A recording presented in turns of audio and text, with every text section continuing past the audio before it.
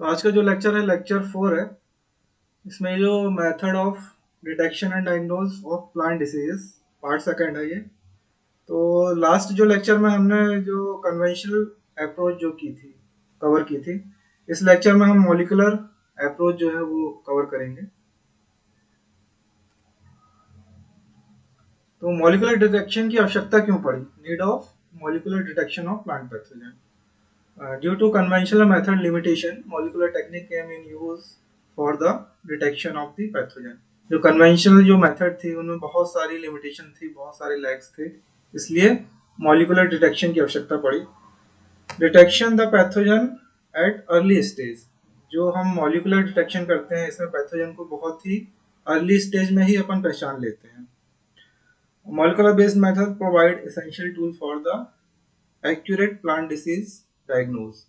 Molecular जो method है इससे बिल्कुल एक्यूरेट हम बता सकते हैं कि ये जो डिसीज है किस पैथोजन के कारण हो रही है या पैथोजन की किस स्पीसीज के द्वारा हो रही है। Categories of molecular detection method, जो टेक्निक्स है जो मॉलिक्यूलर्स की उसको ये कैटेगराइज किया गया है।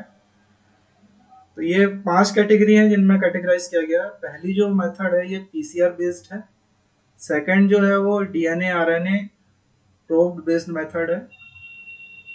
थर्ड जो है पोस्ट एम्प्लीफिकेशन टेक्निक है। फोर्थ जो है वो आइसोथर्मल एम्प्लीफिकेशन बेस्ड मेथड है। और फिफ्थ जो है वो RNA sequence based next generation sequencing है। तो सबसे पहले फर्स्ट मेथड में आएंगे, ठीक है। कन्वेंशनल जो पीसीआर है, देखिए कन्वेंशनल पीसीआर में क्या होता है? पीसीआर आप सभी जानते होंगे, पॉलीमर चेन रिएक्शन होती है। इसमें क्या होती है, जो डीएनए होता है उसकी कॉपी बनती है। जब डीएनए की कॉपी बनती है, डीएनए प्लांट्स में बहुत कम होता है, तो जब हम डिटेक्शन करते हैं तो डीएनए की बहुत सारी कॉपी बनानी पड़ती है जिसके बेस पे हम आइडेंटिफाई करते हैं। तो पीसीआर में क्या होता है, डीएनए की मिलियंस कॉपी बन जाती है। जो पीसीआर है बहुत ही हाईली स्पेसिफिक है। जो डिसीज का डिटेक्शन है बहुत आराम से हो जाता है। ये जो बैक्टीरिया और वायरस के लिए बहुत ही जरूरी मेथड है ये जो कुछ जो डिसीज है जैसे माइक्रोसेफेला म्यूसिकोला, ये जो लीफ स्पॉट डिसीज ऑफ बनाना, इसका डिटेक्शन हुआ है पीसीआर टेक्नोलॉजी के द्वारा। अब ये मेथड है हाईली स्पेसिफिक है, परंतु क्या लिमिटेशन रहती है हर मेथड्स की। तो ये जो मेथड है काफी कॉस्टली है और इसमें लेबर बहुत ज्यादा लगता है। ये लिमिटेशन इसकी, ये क्या है, too much costly and required much labour. Second जो टेक्निक है नेस्टेड पीसीआर। ये जो नेस्टेड पीसीआर है ये क्या 1000 time greater than single PCR. जो पीसीआर जो हमने पिछली वाली पढ़ी इससे क्या है 1000 टाइम ज्यादा एक्यूरेसी है इसमें। ये कुछ डिसीजेस हैं जो नेस्टेड पीसीआर से आइडेंटिफाई की गई है। जैसे ऑर्किड डिसीज है जो फाइटोप्थेरा के कारण होती है। फिर फाइटोप्थेरा की ये 2 स्पीसीज है, जैसे पाल्मीबोरा हो गया और पैरासिटिका हो गया, ये नेस्टेड पीसीआर द्वारा डिटेक्ट की गई हैं। फिर ये फाइटोप्थेरा कैरेटोबोरा है, ये भी जो स्ट्रॉबेरी की डिसीज है ये भी नेस्टेड पीसीआर द्वारा आइडेंटिफाई की गई है। इसकी भी लिमिटेशन है। जो नेस्टेड जो पीसीआर है इसमें रिस्क ऑफ कंटामिनेशन ज़्यादा होता है। कि जब हम ये करते हैं इसमें कंटामिनेशन के चांस ज़्यादा रहते हैं, जिसके कारण क्या होता है कि जो फॉल्स पॉजिटिव रिजल्ट आ जाते हैं, कि जो पॉजिटिव नहीं होना चाहिए वो भी पॉजिटिव आ जाता है। ये इसकी लिमिटेशन है और ड्रॉबैक है। थर्ड जो है मल्टीप्लेक्स पीसीआर है। Multiplex PCR can be provide as, ये क्या टाइम और मनी सेवर दोनों है। जो मल्टीप्लेक्स पीसीआर है इससे टाइम और मनी दोनों का सेविंग होती है। ये जो मेथड है multiple PCR, plant get infected with more than one pathogen. अगर जो प्लांट है एक से ज्यादा पैथोजन से अटैक है तो ये मल्टीप्लेक्स पीसीआर का यूज कर सकते हैं। मल्टीप्लेक्स पीसीआर द्वारा जो डिसीज आइडेंटिफाई की है ये फ्यूजेरियम ऑक्सीस्पोरम है। फिर ये दूसरी बहुत डिसीज है ये मल्टीप्लेक्स पीसीआर द्वारा डिटेक्ट की गई है। इसकी लिमिटेशन क्या है?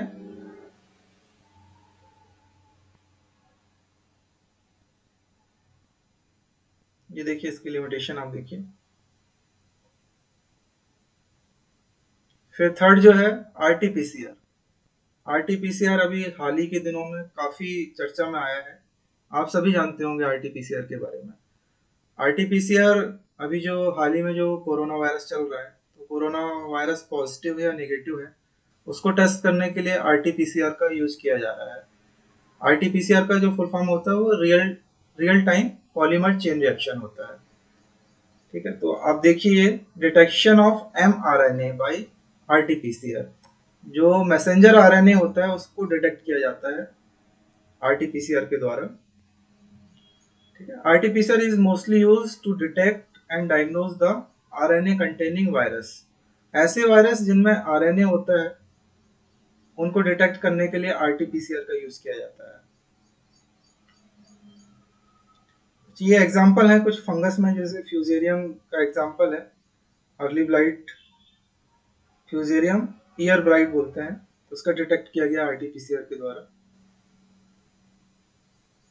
फिर इसके बाद है रियल टाइम पीसीआर, जिसको क्यूपीसीआर बोलते हैं। जो कन्वेंशनल जो पीसीआर था उसके बहुत सारे जो लिमिटेशन है उसको दूर किया गया है।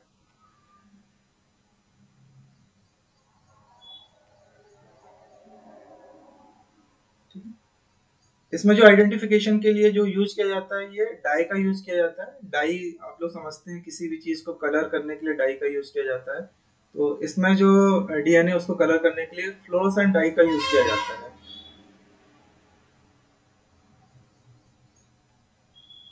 ये डिसीज के एग्जांपल है जिनमें क्यूपीसीआर का यूज किया गया है। इसकी जो लिमिटेशन है ये देखिए आप। ये जो फ्लोरोसेंट डाई का यूज करते हैं ये लेस कॉस्टली तो है, लेकिन क्या ये नॉन स्पेसिफिक नेचर का है। उसके बाद जो अगली जो टेक्निक आती है उसको बोलते हैं serial analysis of gene expression. इसको सेज भी बोलते हैं।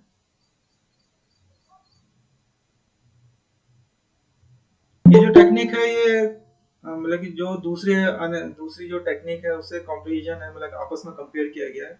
और सीक्वेंस बेस्ड मेथड है, डीएनए की जो सीक्वेंसिंग होती है उसके बेस्ड पे है। इसमें जो न्यूक्लियोटाइड्स जो है, न्यूक्लियोटाइड्स की जो लेंथ है वो 15 बीपी बीपी है ना, बेस पेयर। आप लोग अगर डीएनए के बारे में जानते होंगे तो उसमें बेस पेयर का यूज होता है। 4 बेस या 5 बेस जो रहते हैं, तो इसमें जो 15 बेस पेयर होना चाहिए। जो सेस का जो सबसे पहले जो यूज किया गया था, ये बायोपोलरिस ग्रेवनिस, जो वार्ले की जो डिसीज है उसमें यूज किया गया था। इसकी लिमिटेशन आप देखिए। इसमें सबसे पहली जो लिमिटेशन है कि जो M R N A messenger R N A है, इसकी लार्ज क्वांटिटी में आवश्यकता होती है। अगर आपके पास कम आर एन ए है तो इस टेक्निक का यूज नहीं कर सकते हैं।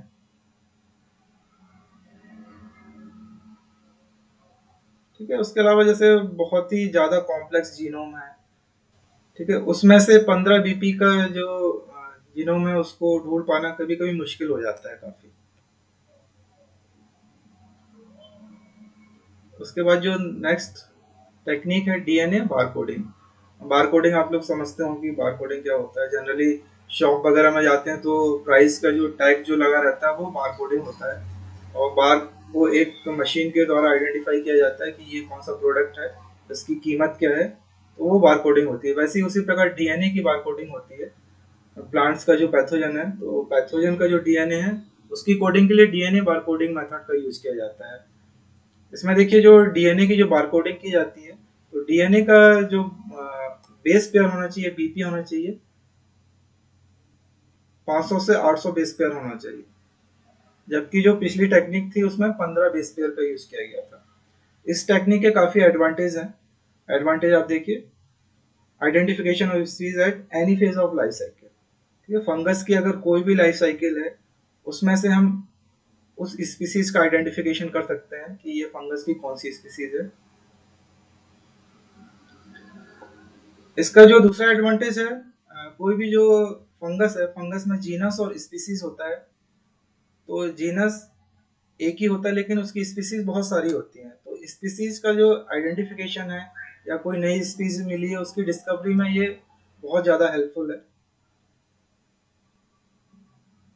उसके बाद कोई भी जो फंगस है उसकी जो लाइफ साइकिल है, उसकी लाइफ के अंदर अगर किसी भी प्रकार का डाइवर्सिफिकेशन है उसको हम देख सकते हैं।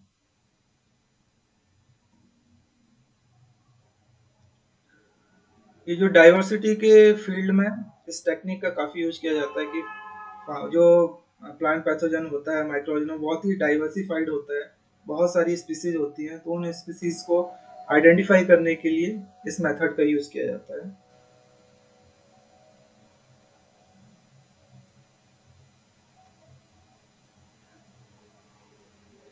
अब ये जो दूसरी मेथड्स हैं, दूसरी टेक्निक है, ये डीएनए और आरएनए बेस्ड है।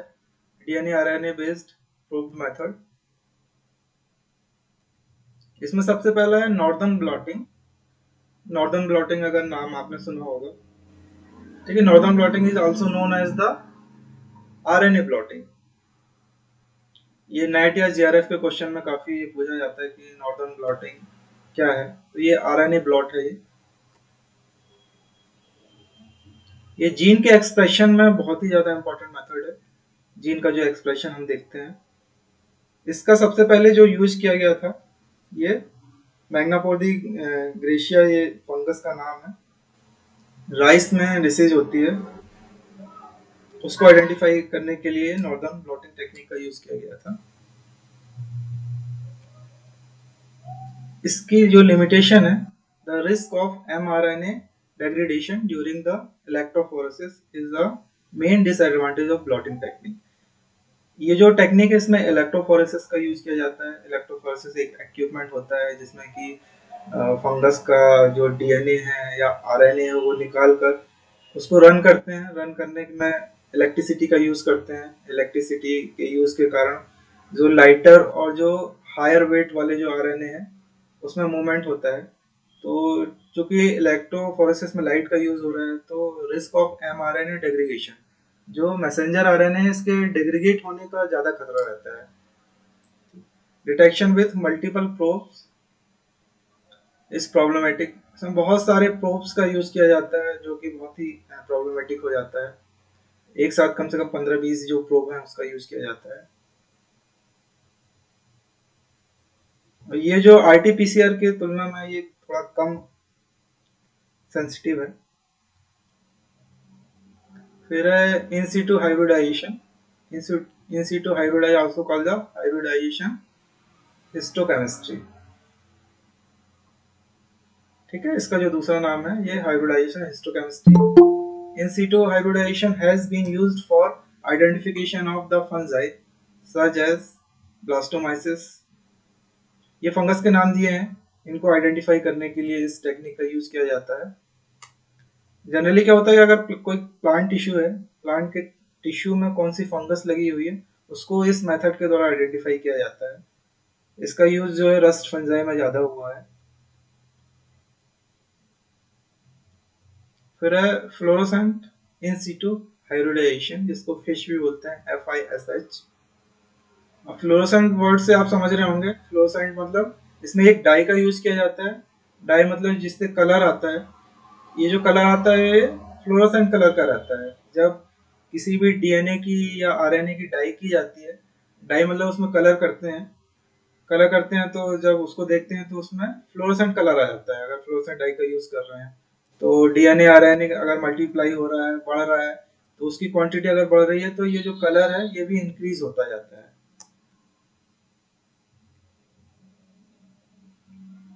इसकी लिमिटेशन है ये बहुत ही कॉम्प्लिकेटेड मेथड है ये। इसमें जो प्रोब्स वगैरह जो बनाए जाते हैं उसको बनाना काफी कॉम्प्लिकेशन होता है। फिर ये पोस्ट एप्लीकेशन टेक्निक्स। इसमें ये जो टेक्निक है इसमें ये माइक्रो एरे टेक्निक है। इसमें जो फंगस है, फंगस की सेल को समझने के लिए इस टेक्निक का यूज किया जाता है। ये फंगस की सेल का स्ट्रक्चर कैसा है।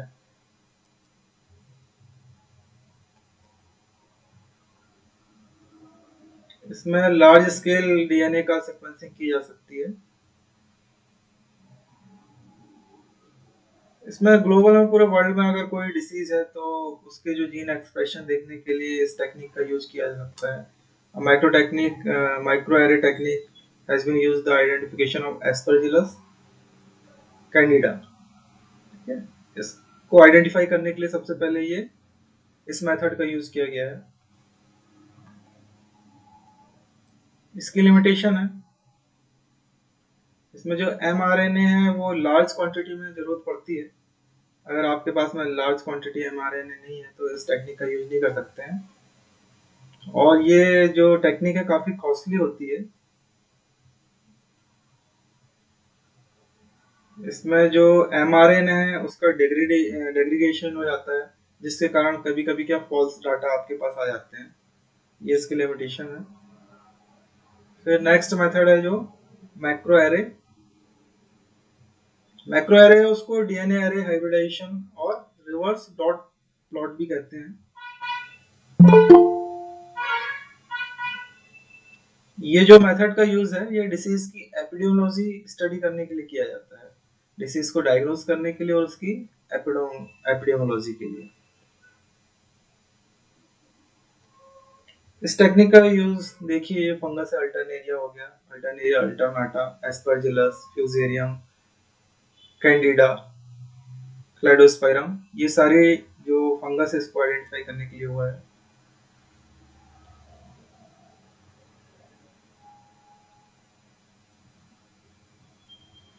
मोस्टली जो सोलेनेसी क्रॉप है, सोलेनेसी क्रॉप में जो फंगल डिसीज होती है, सोलेनेसी क्रॉप में जो फंगस का जो ग्रुप है ओमाइसिटीज ग्रुप, उसके द्वारा ज्यादा डिसीज होती है। ओमाइसिटीज यानी जो फाइटोफिथेरा के कारण जो डिसीज होती है उसके आइडेंटिफिकेशन के लिए ये वाली टेक्निक का यूज किया जाता है। फिर नेक्स्ट है आइसोथर्मल एम्प्लीकेशन एप्लीकेशन बेस्ड मेथड। इसमें है रोलिंग सर्कल एम्प्लीफिकेशन। इसमें आप देखिए एस एन पीज का यूज किया गया है। एस एन पीज आपने नाम सुना होगा, single nucleotide polymer, S N Ps बोलते हैं। उसके डिटेक्शन के लिए ये वाली मेथड काफी यूजफुल है। Detection of NPS among different genotypes, मतलब बहुत अलग अलग जो जीनोटाइप्स हैं उसमें उसमें से एक सिंगल जो न्यूक्लियोटाइड पॉलीमर है उसको अपन आइडेंटिफाई करते हैं।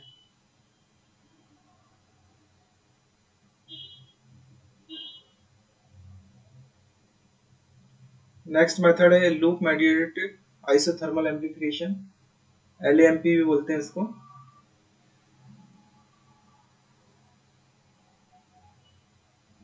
जो डिसीज जो आइडेंटिफाई की गई है इस मेथड के द्वारा, देखिए एस्कोकाइटा ब्लाइट डिसीज। चिकपी में एक डिसीज आती है जिसको बोलते हैं एस्कोकाइटा ब्लाइट, उसको डायग्नोस किया गया है इस मेथड के द्वारा।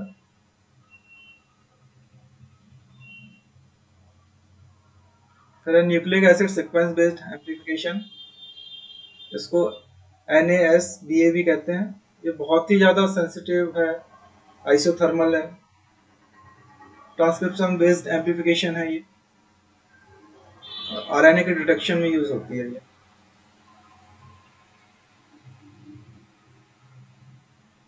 उसके बाद RNA इंटरफेरेंस है, RNAs भी कहते हैं इसको, RNA इंटरफेरेंस। ये फाइटोपैथोजेनिक जो फंजाई है उसके आइडेंटिफिकेशन के लिए यूज की जाती है।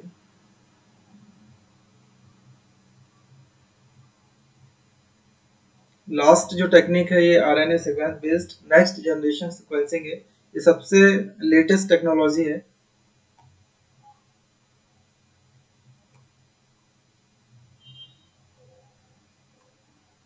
Thank you.